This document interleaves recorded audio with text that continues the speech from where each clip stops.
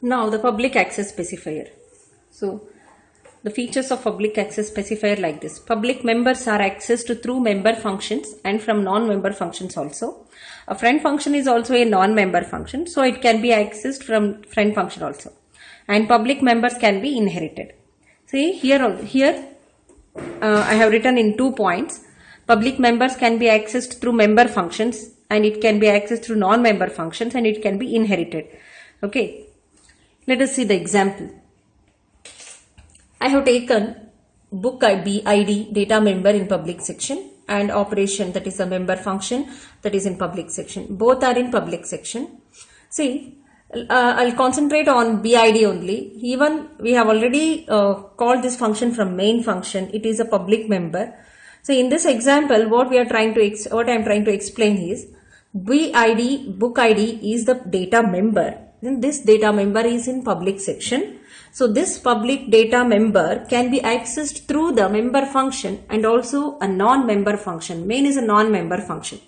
See here.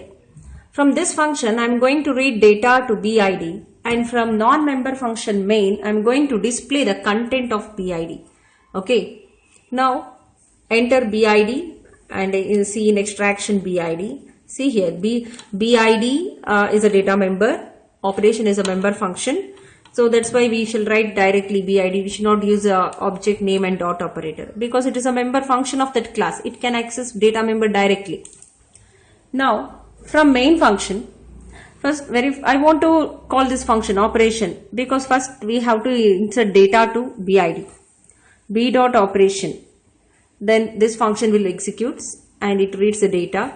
Whenever you create object book B, there would be a memory allocation for B and it contains BID. BID is there, no?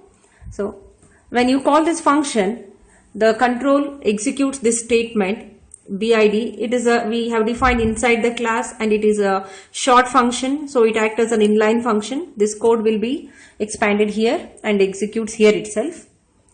Enter book ID. It shows on the screen, it shows enter book ID. After that, user will enter a value. Let us assume book ID 112. Okay. Now, after that, next statement is cout statement. Let us display the content which is presenting this object B. Okay. BID is, where is B? Whose BID? The object B's BID, isn't it? That's why we have to display B dot BID. You should not write only BID because we are accessing a data member from the non-member function. From whenever you access a data from non-member function, you must use object and dot operator. See here BID is in public section. As per the rule, public members can be accessed through member functions and also from non-member function. B dot BID. So then get CH. Then it display BID. Understood? So let us in the next class I'll show how it executes. Okay, thank you.